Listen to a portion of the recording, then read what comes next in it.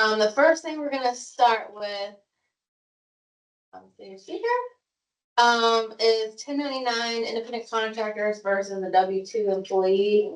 So you do have a handout with this information. Just kind of goes through the differences.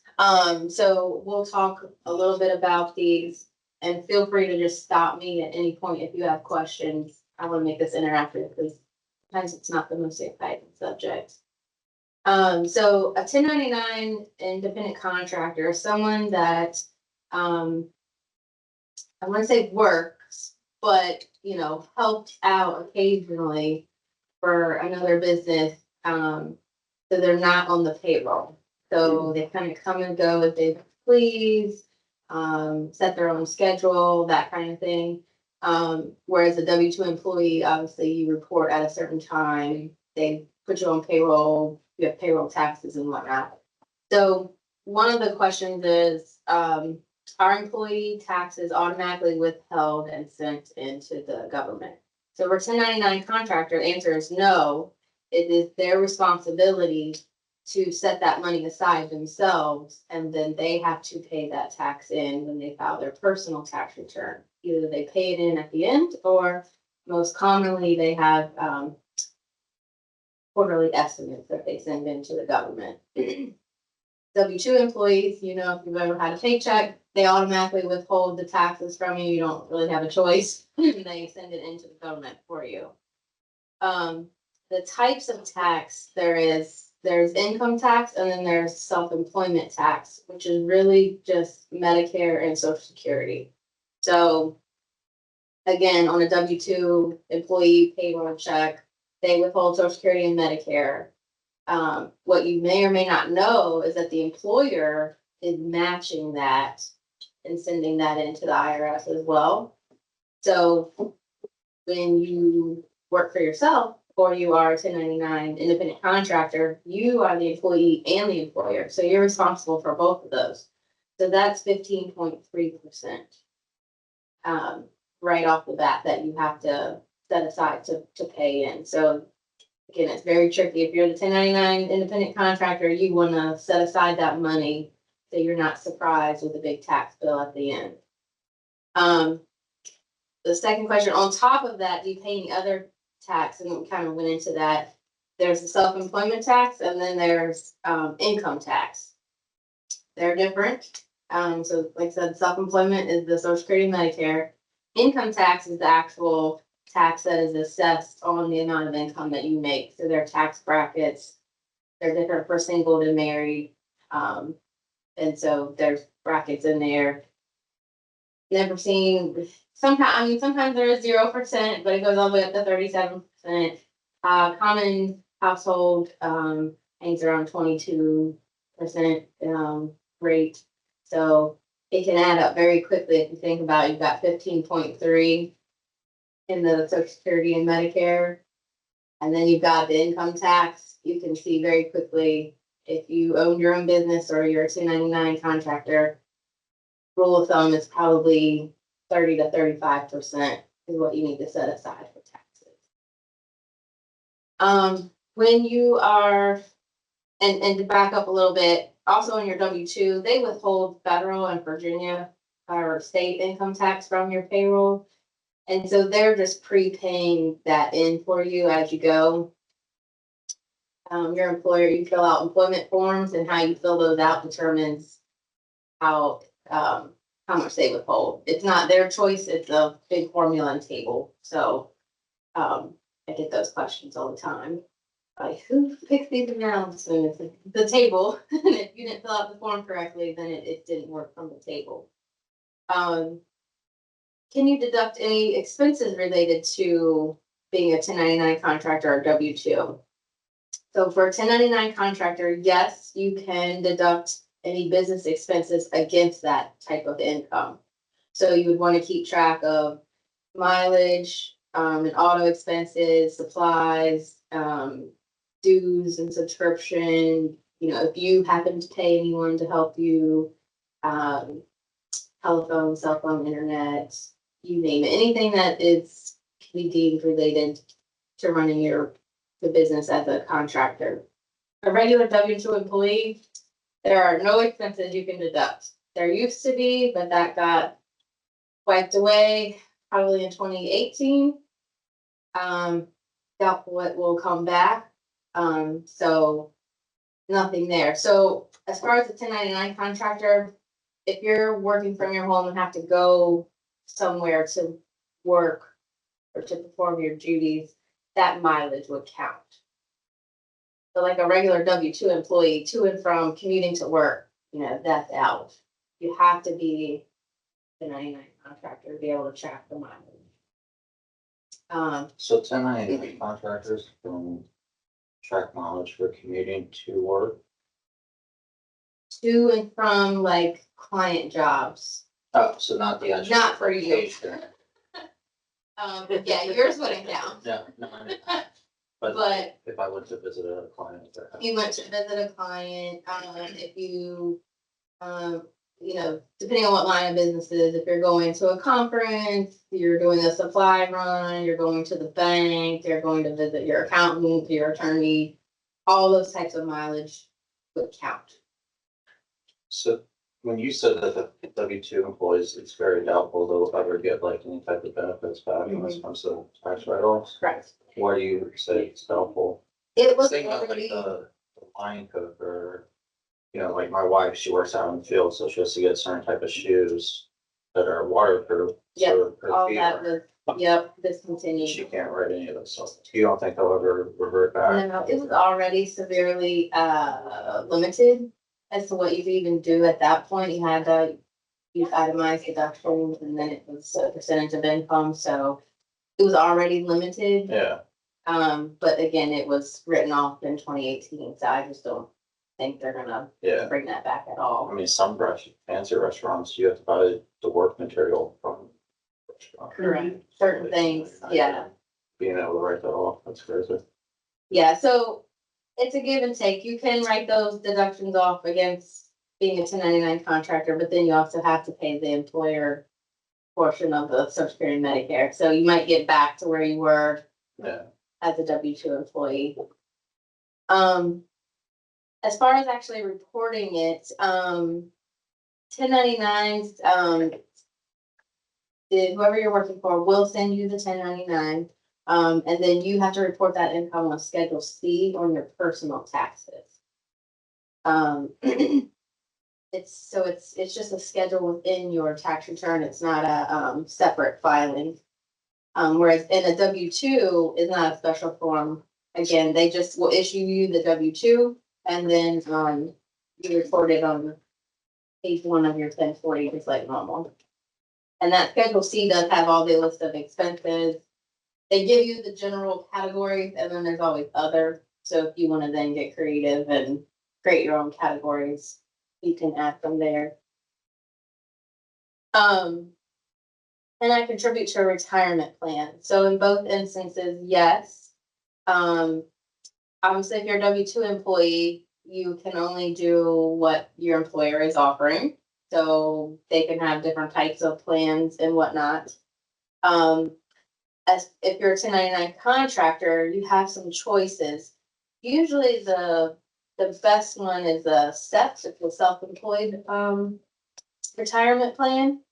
There's some limits on it, but you can really, the most you can stock into it in one time is 69,000.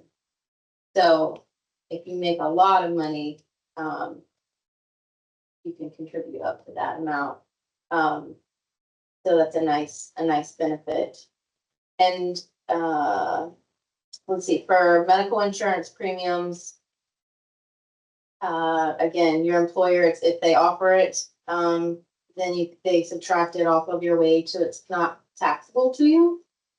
In a small business with a 1099 contractor, you get a deduction for self-employed health insurance. So for you and your entire family.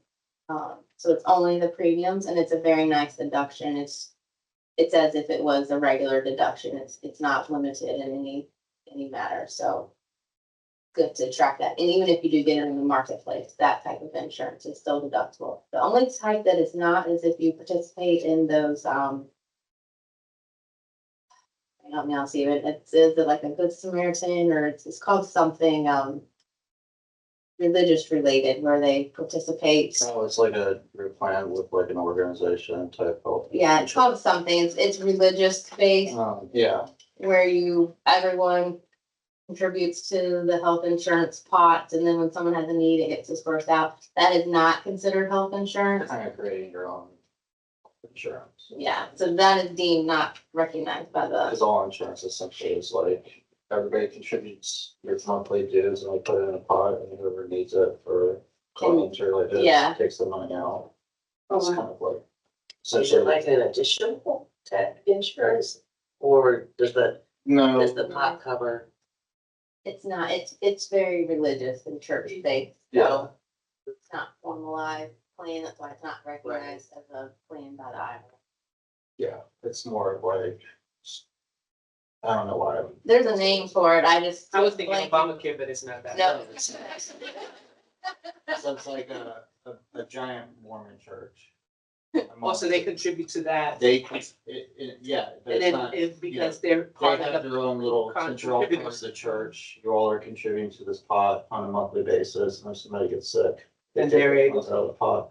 But if you went to the hospital or you went to a doctor, It's self-pay, okay, so it really isn't Yeah. any insurance. there's no insurance, It's it's not- You just have a self-pay. pot of money Yeah. that, Yes, you get a bill, Yeah. you get a bill, and then how are you gonna pay it, you go and submit it to the church, and then they, Yeah, and then they reimburse. that makes sense. That type of yeah. situation. So I do have some people that have that, but again, it's not, you don't That's not get a deduction for that. With Obamacare or whatever. Obamacare, yes. Yeah, those You are- do get insurance on your Is that the marketplace. marketplace? Is that what they The call it? marketplace, Marketplace now? yeah. Okay. You gotta be careful with that when you're in a small business, because when you go apply for the insurance on the marketplace, it's income based. Mhm. And so if you tell them you make X amount and you come in a whole lot higher, when you actually file your tax return, you'll end up paying the difference in the premium, kind of like an additional tax, on your tax return. And vice versa, you'll get a credit if you told them you made X amount, you actually make a lot less, you'll get the difference. It just, usually people say lower, and then they end up usually making a lot more. What's the best strategy around that? Like, say last year, I just made 40.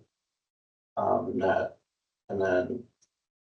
I think it's just I would knowing, anticipate not making more in each year. correct, so it's anticipating knowing that you're gonna then owe this additional tax, don't be naive.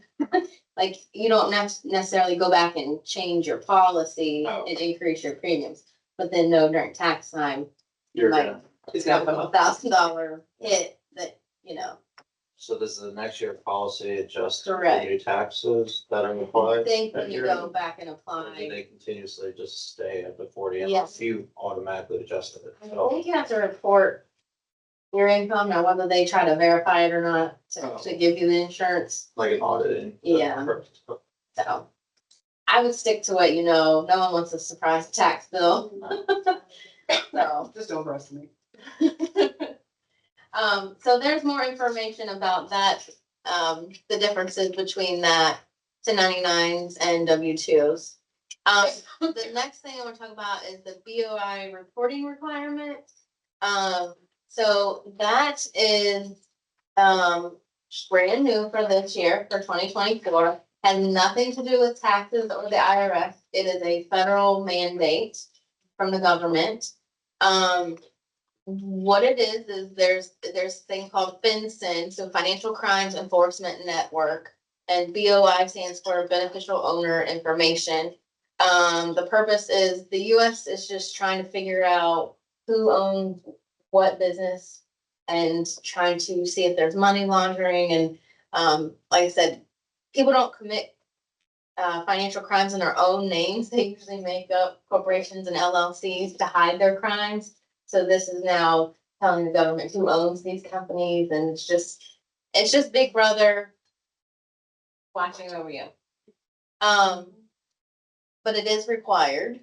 There are some exemptions, some random, very specific things. You can see banks, credit unions, some insurance companies, all that kind of thing. The ones in yellow, are the more typical ones you might come across. So nonprofits, tax exempt entities, are not, don't have to report. And then large operating companies, I don't have the specifics, but there's a dollar threshold. So if you gross so many million and then you have certain number of employees, it's like over 100 employees, something like that, they don't have to report.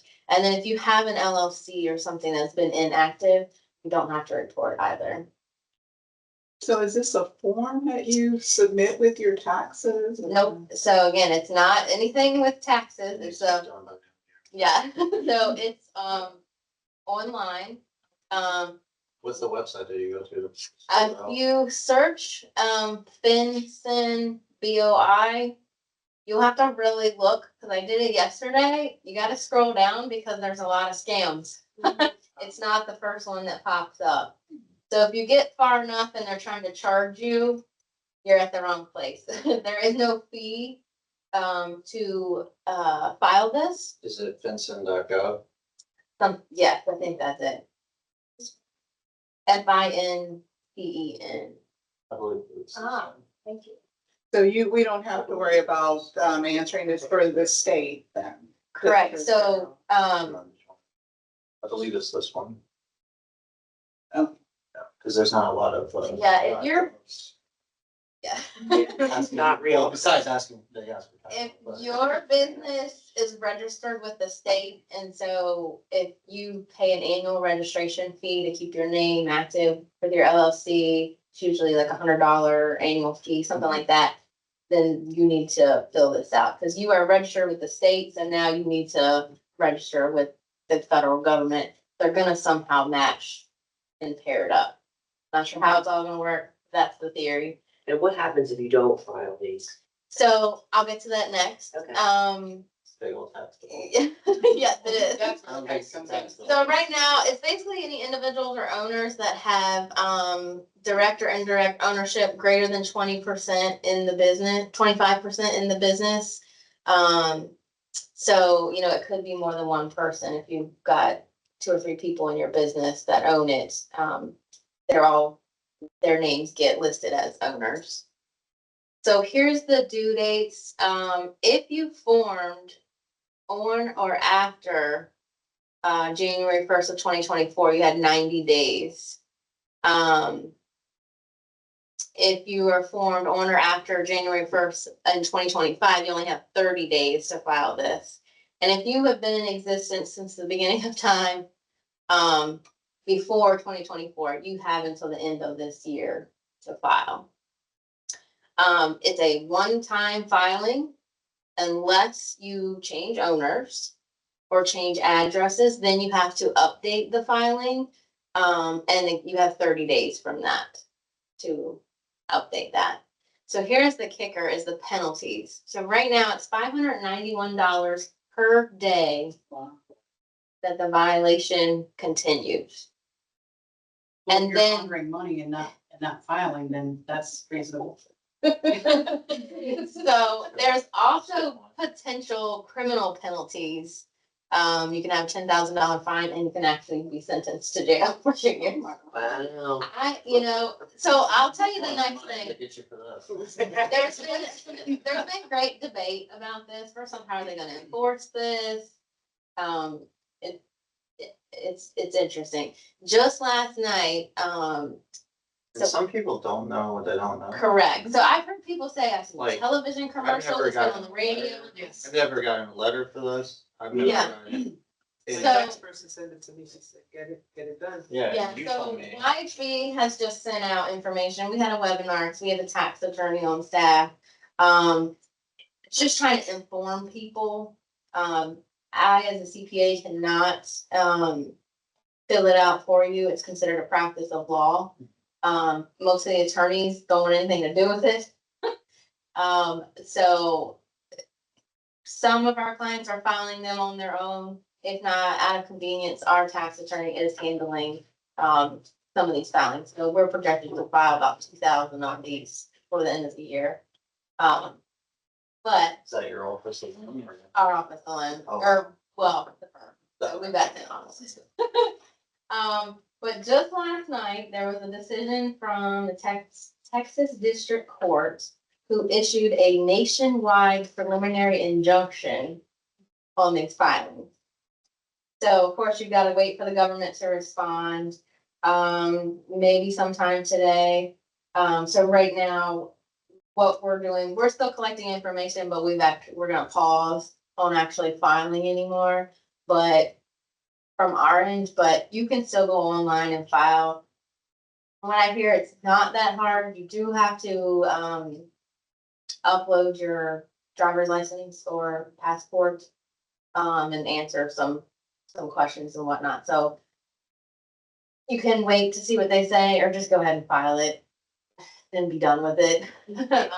We have to, You have until the end, either 12/31 or 1/1, so, interesting enough, Wasn't there could something, be over here. wasn't there something in Kentucky against it, or that they don't have to file or something like that? Could be, well, they have actually extended it for some people that were affected by the hurricanes, so. Hmm. Again, there's so many things flying around about it, that again, I don't know how they would actually enforce the penalty, but I wouldn't wanna find out. They're not trying to abolish it, they're just trying to fight it, sounds, is that correct? Yeah, they're trying to just stop it, saying it's like a. definitely consider it just seem a little strange. I mean, we're close to $600 a day for a game. Oh, y'all have a great day. Thank you later.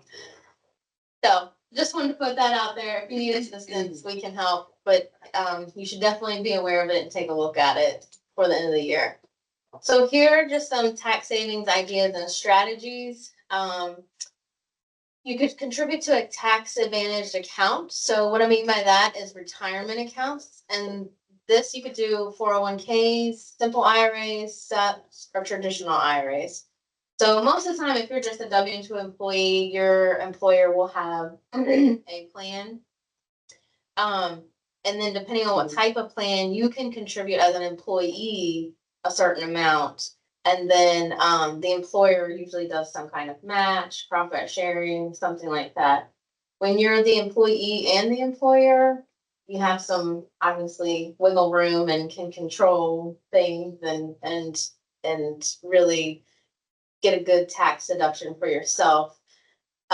So like for the 401k, the employee deferral is $23,000. So think about that. If you just made $50,000, can you really defer 23,000 of it into a retirement account? Most likely not. But some owners of their companies that make 300,000, they can defer 23,000 easily. So there's some wiggle room there in planning opportunities. Can I ask a question about deferral? Is a deferral only from your payroll? Only from the payroll, Okay. yeah. So, cause like, I don't know, and I'm just now rolling over my 401 from my previous employer to my current. Mhm. So that doesn't go against my. No, that is not Okay. counted as a deferral. So the deferral will come straight out of your paycheck. And again, you'll see the amount there. You can, if you're over age 50, they let you do an additional, what they call catch up, to help people, save more. So you'll see the different types of plans. Some are a little bit, allow you to contribute more, and some are really limited. The traditional IRA, so if your employer doesn't offer a retirement plan, you can, set up your own IRA. The max you can do is 7,000. You can do 8,000 if you're over the age 50. The tricky part of that is there are income limits. So if you and your spouse or just you make over a certain amount of money, they say you can contribute, but you don't get a deduction on your tax return. So the whole purpose there would be to get the deduction. That is not, you don't have to fund that account until April 15th. So you would wait to get your tax return 98% complete and then see how the year shook out to determine, can I fund the IRA for the previous year? And would it make sense? Would it save me money and whatnot? So again, you have until April 15th to still fund it for the prior year. An HSA is a health savings account, so you can only have one of those if you have a high deductible health insurance plan. But it's very, very similar to a retirement account. There are limits on what type of plan you can have as to how much you can contribute. It is, the money put into an HSA can be cash liquid or it can be invested in stock. So how I describe it is everyday American families usually put into the HSA and then spend it by the end of the year on their medical bills. So that's what they need to do. For the more wealthier, more forward-thinking taxpayers that are in this position, put the money in the HSA, get the deduction, and let it grow, just like a retirement account. And then when they have, medical bills, they just pay for them separately, so they don't touch that account and just let it grow. Then what you do is later in life, you just take money out of that account at retirement time and use it to live on. It's just a quasi-retirement account. The only thing you need to do is just keep track of all your medical receipts throughout the year, so just recommend having a file and just saving them all, so when you do withdraw that money, it's tax-free. And you can say it's to reimburse me for the last 10 years of medical expenses. It's not related to one single year. It can be many, many years worth. That's kind of smart. Megan, you can also use that if whoever you have claimed on your income tax. Yeah, so Return. it's, yeah, spouses, dependents, anything like that. Now that is different than an FSA, so there has been some question there. An FSA is usually through your employer, and if they use it or lose it, so it's a 1 year plan. That's where you talk about people going to buy Band-Aids and all that stuff at the end of the year to make sure that they use all their money. I was reading, you can carry over 500 of that to the next year, Could be, because I just switched our plan. it's sometimes a headache, like, when I used to have the FSA, I usually just. I know I have this monthly prescription at this amount, I know I'm gonna get contacts, that's $500, and I might get a pair of glasses, and I might. Count on like 2 doctor visits, 2 co-pays, and just kinda eyeball it out, I don't do the max, and then that way I don't have to worry about, oh, I gotta go spend it on something, like, it's just. It becomes a headache. Cause at that point, you've gotta submit the receipt, they have to approve them, it's just very administrative. So the HSA is a planning tool to put money in and not touch it. Another, and also you have until April 15th to also fund the HSA for the prior year. So, that's a good tool as well, to use. Another thing you can think about is charitable donations. So for businesses, there is a difference between advertising and then charitable donations. So a better deduction is advertising.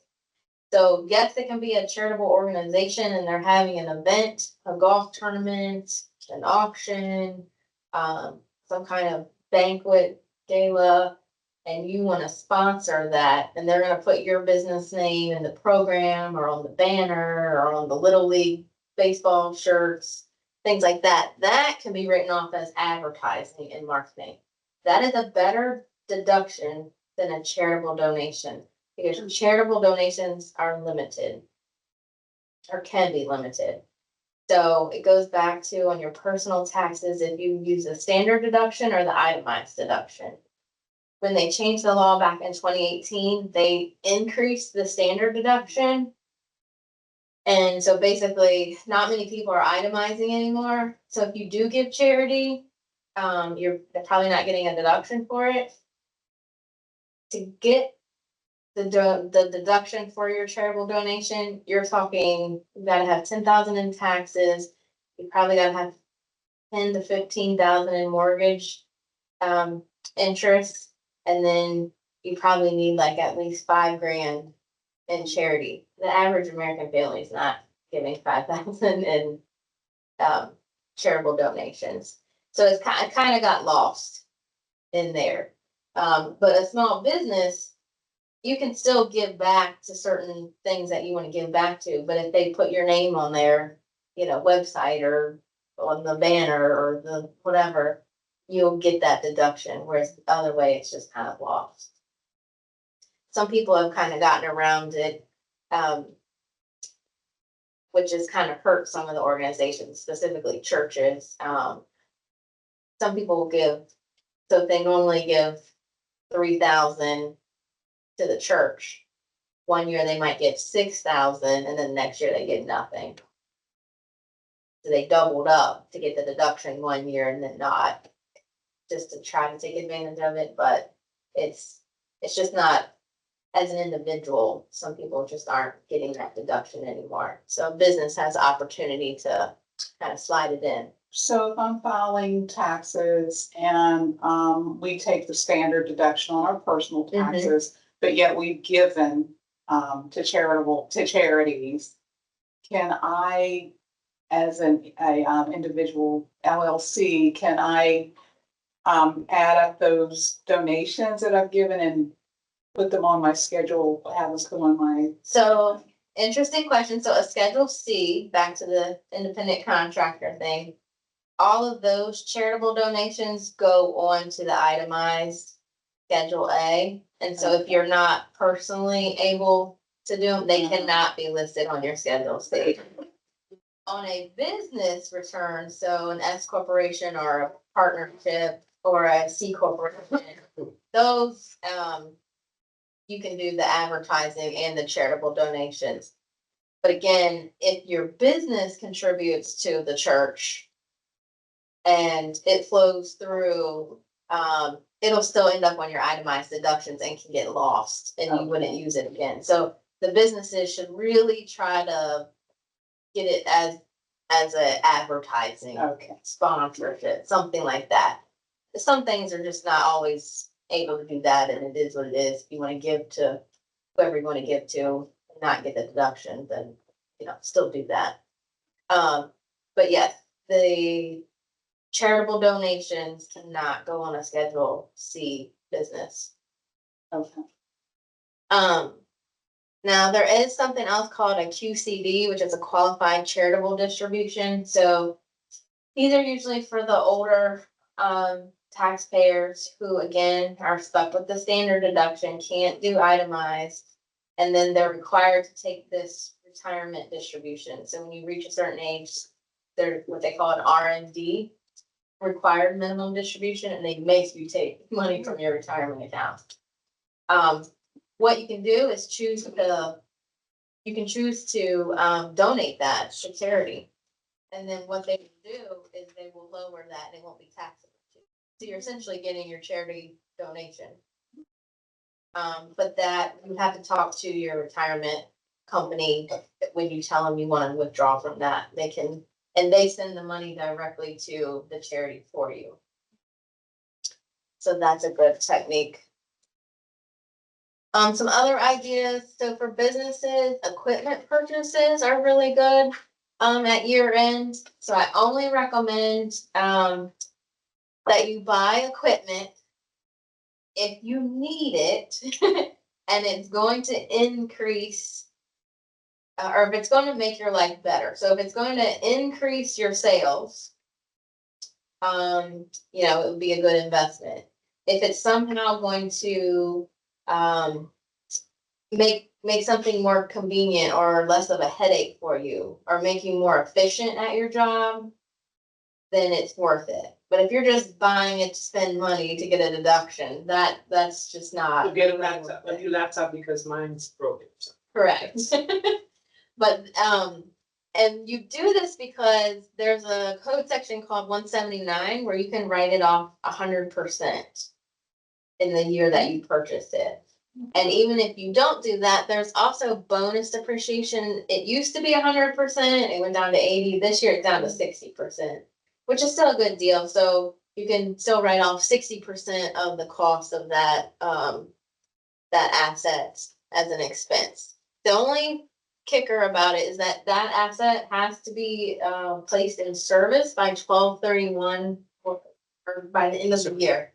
So what I mean by that is, if you say, I need a new computer and I order one and it doesn't get delivered until January, it's not a deduction. Even if you pay for it, it's not a deduction.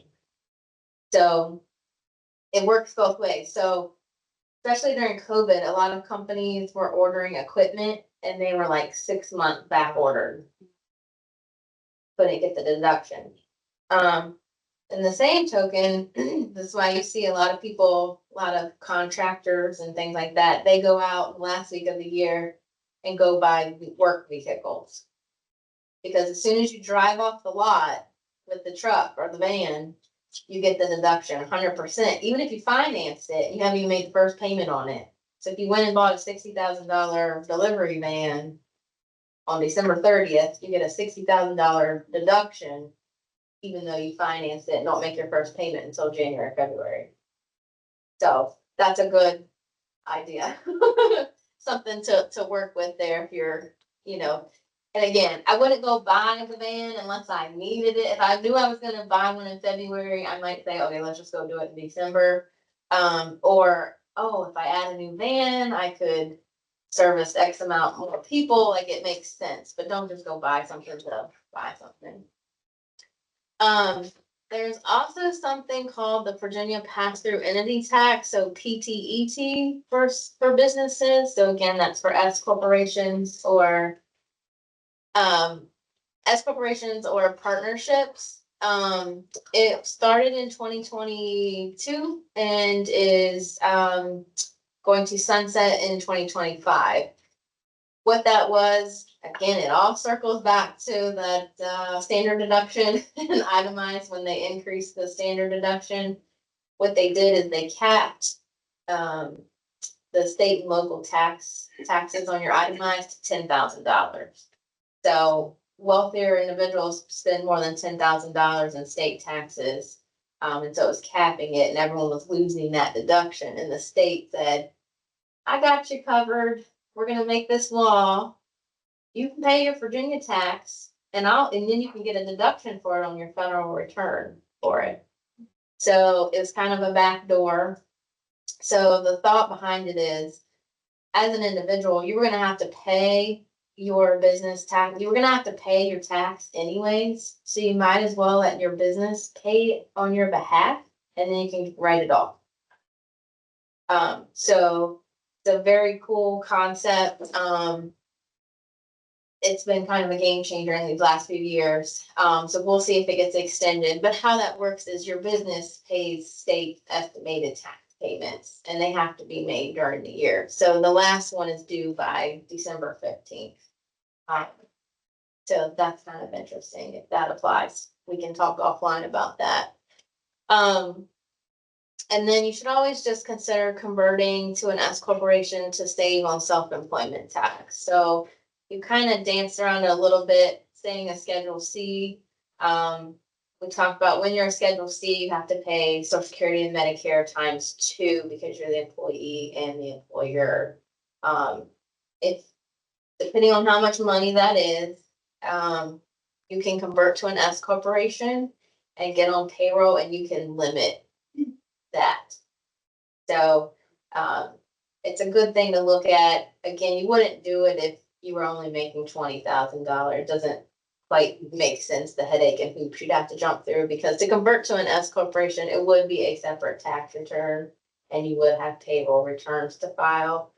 But it is a way to plan and to get some money to yourself, to your family unit by escaping some payroll taxes.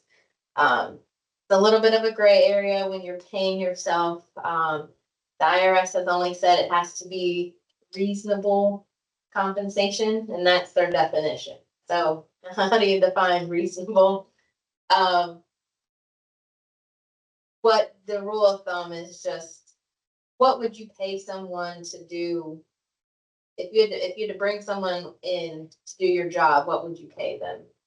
Kind of base it off that. So you just can't be drastic. You can't be a heart surgeon and have an S corporation and pay yourself a $70,000 W-2 wage and then take distributions of $500,000.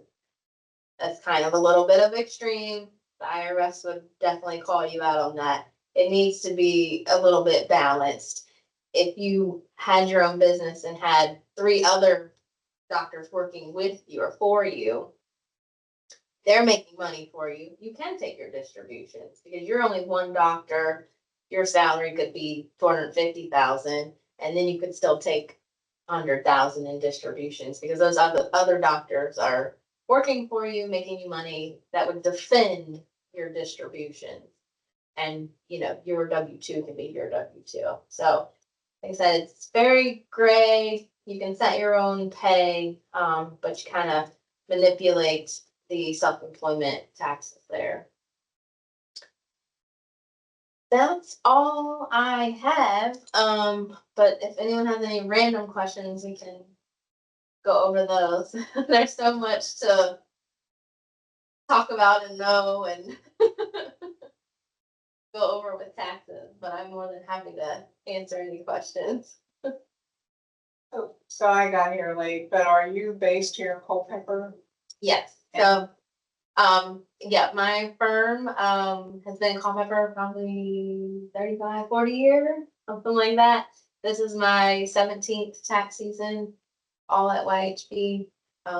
But we have 10 offices in the state, so, and some in Maryland as well, so if there's any kind of unique situation and I don't know it, someone at my firm knows it. We have different groups of, industries, so I am on like the healthcare team. So I do have a small concentration with physicians and healthcare practices. We've got construction, banking, and then I guess our best tool I feel like that we've really succeeded with in the last few years is we do have a tax attorney on staff who actually worked for the IRS. And so he leads all of our webinars, and if you ever go to our website or get on our mailing list, we just offer free webinars all the time that he leads. And then he heads up different programs and answers the most random questions. He just knows how to find the answer, where to look, who to ask. So he's been a great asset to the firm. But so if I don't know it, someone else definitely knows it. So you all do taxes for businesses? Yes. Small is very. Yeah, so telling them earlier, my specialty or my most enjoyment of my job is small service-based businesses. So I work with lots of trades, consultants, attorneys, but I really like basically I shy away from retail and restaurant. Those are hard industries to deal with. We do have some people that work with them specifically in the firm, but I just enjoy working with the small service-based businesses. That's helping them plan, do projections. Like the plan is the biggest thing. No one wants a tax surprise, and it's not fun to deliver that message either. So you know what happens to the messenger. So we just like to plan ahead, come up with ideas, and then make sure everything's on the up and up as well.